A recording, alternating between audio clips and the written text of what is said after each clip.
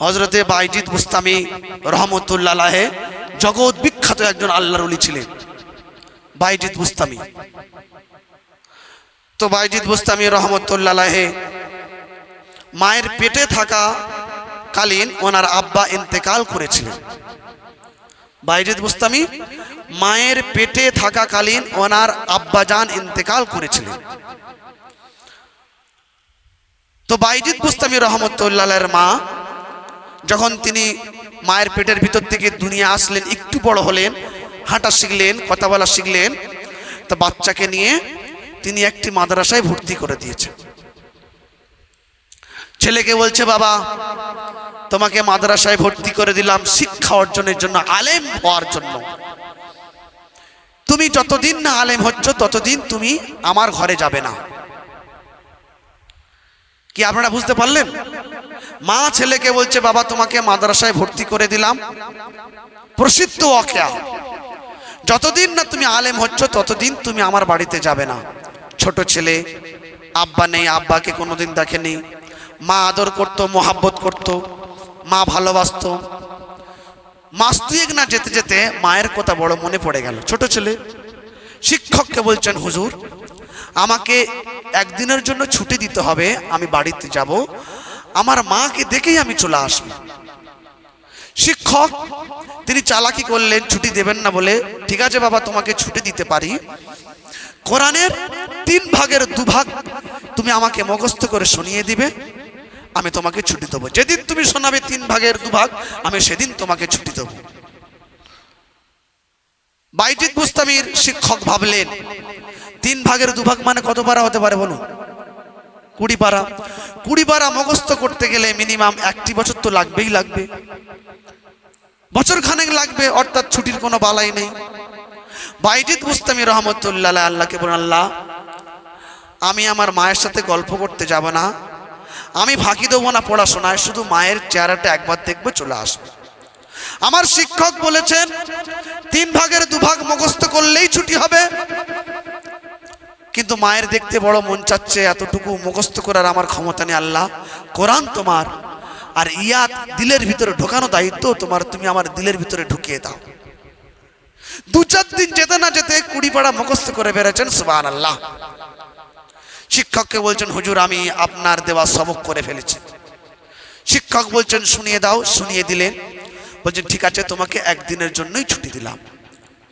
লম্বা রাস্তা ছিল, পায়ে সফর ছিল, পায়ে হেঁটে সকালে বেরিয়েছেন, সন্ধ্যায় ঘরে পৌঁছেছেন। সন্ধ্যাবেলায় ঘরে পৌঁছে দরজায় লক করছেন, মা, ও মা আমি বাইজিদ, মা দরজা খোলো।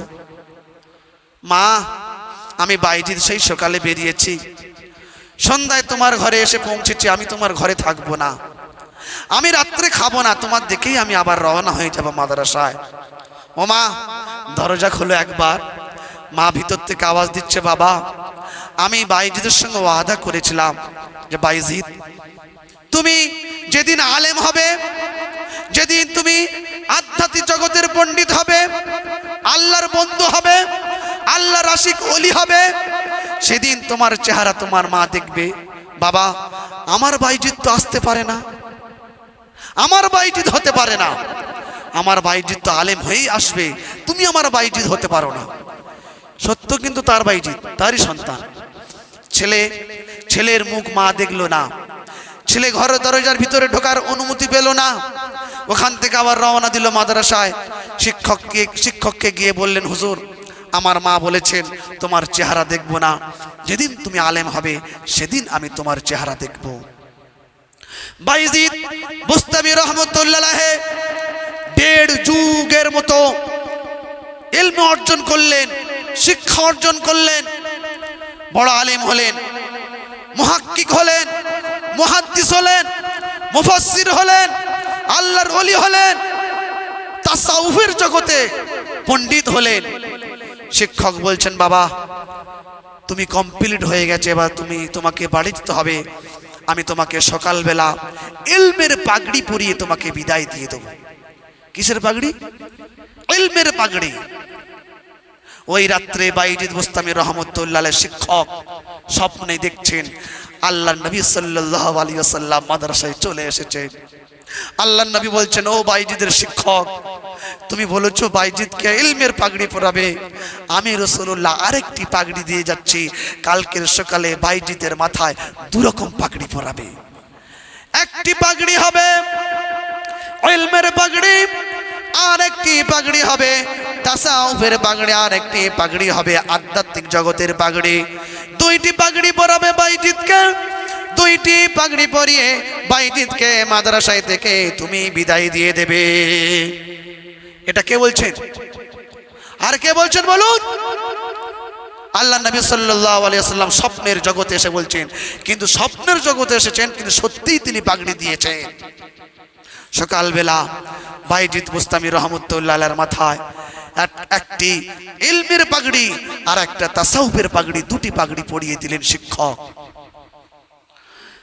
বাইজিদ বুস্তামি রহমতুল্লাহ আলাইহি চলে গেছেন বাড়িতে।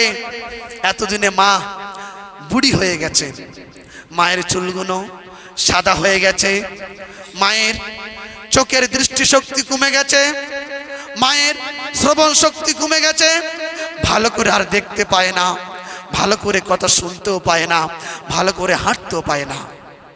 বাইজিদ বুস্তামি রহমতুল্লাহ আলাইহি মাকে বলছেন, মা, ও মা, তোমার বাইজিদ ইলমের পাগড়ি পরে তোমার কাছে এসেছে। মা, ও মা, তোমার বাইজিদ ইলমের পাগড়ি পরে 1.5 যুগ পরে তোমার কাছে এসেছো। মা, একটু আদর করবে না?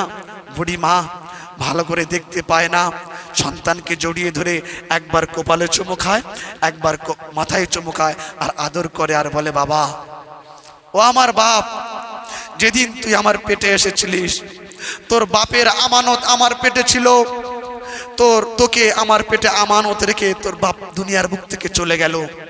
আমি মনে মনে নিয়ত করেছিলাম, ইরাদা করেছিলাম, তোর বাপের আমানতকে আমি কষ্ট দিতে দেব না, তোর বাপের আমানতকে নষ্ট হতে দিব না। তো তাসাউফ জগতের পণ্ডিত বানিয়েছি। আর আমি আল্লাহকে বলতাম, আল্লাহ, যেদিন আমি আমার সন্তানের মাথায় ইলমের পাগড়ি দেখব, আমার স্বামীর আমানতটাকে আমি সুন্দরভাবে সাজিয়ে রাখবো, সেদিন আমি বাঁচার আশা করব না, আল্লাহর কাছে মৃত্যু কামনা করে আমার স্বামীর কাছে গিয়ে বলবো, স্বামী, তুমি আমানত রেখে এসেছিলে আমার পেটের ভিতরে, সেই আমানতটাকে পৃথিবীতে নষ্ট হতে দিইনি। বাবা, তুমি একটু আমার উজুর ব্যবস্থা করে দেবে, আমি আর ভালো করে উজু করতে পারি না। বাইজিদ বুস্তামি চোখের পানি মুছে মার উজুর পানি ব্যবস্থা করে দিয়ে মাকে উজু করিয়ে দিল। মা বলল, বাবা, একটু মুসল্লাটা বিছিয়ে দেবে। মুসল্লা বিছিয়ে দিল। মা শুকরানা 2 রাকাত নামাজ পড়লেন। খোদার দরবারে 2টি হাত তুলে বললেন, খোদা, আজ আমার ছেলে ইলমের পাগড়ি পরে আমার কাছে এসেছে, আমি আমার ছেলের ইলমওয়ালা চেহারা দেখেছি, এখন আমার ছেলে আমার খেদমত করতে চায়। আমার কি? আমার খেদমত করতে চায়, আমার সেবা করতে চায়। ওগো আল্লাহ, আমার ছেলে বাইজিদ আমার সেবা করতে গেলে দিনের সেবা হবে না, দিনের খেদমত হবে না। ও পরওয়ারদিগার, আমি তো আমার ছেলেকে ইলম অর্জন করিয়েছি আমার খেদমতের জন্য নয়, আমি তো দিনের খেদমতের জন্য বানিয়েছি। আমার ছেলের দ্বারা দুনিয়ার খেদমত চাই না, আমি দিনের খেদমত চাই। ওগো আল্লাহ, আমি বেঁচে থাকলে আমার খেদমত করতে হবে, আমার ছেলের জন্য ফরজ হয়ে যাবে। আমি বেঁচে থাকতে চাই না, আমি চাই দিনের খেদমত করবে আমার সন্তান। মা দোয়া করলেন আর বললেন, আল্লাহ, আমার ছেলেকে দিনের জন্য কবুল করে নাও আর আমাকে মউত দিয়ে দাও। সাথে সাথে মা ইন্তেকাল হয়ে গেলে চিন্তা করেছেন, ও মা, ও মা, ও পিতা, তুমি কি বুঝতে পারোনি? তুমি কি বুঝতে পারোনি? তুমি নামাজ পড়ছো আর ভাবছো আমি জান্নাত চলে যাব, আমি নবীর নাম শুনে পটাপট চুমো খাচ্ছি, জান্নাত চলে যাব। অতটা সস্তা নয়। তুমি কলমে খাতায় লিখে রেখে দাও, তুমি জান্নাতে কোশ্চিন কালে যেতে পারবে না, বুখারীর বর্ণনা। তুমি জান্নাত পাবে না। তোমার ছেলে যদি দিনদার না হয়, তোমার ছেলে যদি দিনের প্রতি আসক্ত না হয়, তোমার ছেলে যদি আল্লাহকে চিন্নওয়ালা না হয়, তোমার মেয়ে যদি পর্দা কারণওয়ালা না হয়, এমন শিক্ষা যোগ্যতা আল্লাহ আগুনে নিক্ষেপ করে দেবেন। তোমার নামাজকে আল্লাহ পাক তোমার মুখে ছুড়ে দিয়ে তোমাকে টানতে টানতে খিঁচতে খিঁচতে জাহান্নামে নিয়ে চলে যাবে। হ্যাঁ, তুমি যদি ছেলেকে দিনের শিক্ষা দাও, মেয়েকে দিনের শিক্ষা দাও, দেওয়ার পরে তারপরে সে চলছে না, তুমি তাকে বোঝাচ্ছ, তাকে মেহনত করছো, তারপরও সে বিগড়ে গেছে, এক্ষেত্রে আল্লাহ পাক তোমাকে পাকড়াও করবে না। তাহলে বাইজিদ বুস্তামির মা যদি বলতে পারেন, আল্লাহ আমি বেঁচে থাকলে আমার খেদমত করতে হবে, আমার সন্তান আমাকে খেদমত করবে, আর আমার খেদমত করতে গেলে আমার সন্তান দিনের খেদমত করতে পারবে না, তাহলে আমার বেঁচে থাকা তো আর যায় না, তুমি আমাকে মউত দাও, আমার খেদমত করতে হবে না, আমার ছেলে করবে দিনের খেদমত, অসুবিধা হবে না। একটা নারী যদি, বাইজিদ মুস্তামি তিনি তো কোনো নবী নন, কোনো রাসূল নন, কোনো পয়গম্বর নন, সাহাবা তাবেঈন নন, আমাদের পূর্বপুরুষের একজন বুজুর্গ, তার মা যদি সন্তানকে শিক্ষা দিতে পারে, আপনি কেমন শিক্ষা দিলে? নিজের ধর্মটাকে বোঝাতে পারলেন না, অপদার্থ, অযোগ্য, নগণ্য। তোমার সন্তান চলে যাচ্ছে নোংরা কাজ করতে, তোমার সন্তান চলে যাচ্ছে হোটেলে 1 ঘন্টা 7,000 টাকা খরচ করে নিয়ে আসছে, তোমার ছেলে বাইকের পদে উঠে ফাঁ ফাঁ করে চলে যাচ্ছে, এগুলো বললে আবার তোমার কষ্ট লাগে? তুমি মেলায় পাঠিয়ে দিলে, তুমি শরীয়ত জানোনি, ভাবছে, মা ভাবছে, বাপ ভাবছে আমার ছেলে উপার্জন করে তো আমাকে দেবে না, তাই ছেলে বাইক নিয়ে বেরিয়ে গেল কটার সময়, সন্ধ্যার সময়, ঢুকছে রাত 2:30-এর সময়। মা একবার জিজ্ঞাসা করলো না, বাপ একবার জিজ্ঞাসা করলো না যে 2:30-এর সময় তুই ঢুকেছিস, এতক্ষণ রাত্রে কোথায় ছিলিস বল, এতক্ষণ রাত্রে কোথায় ছিলিস বল?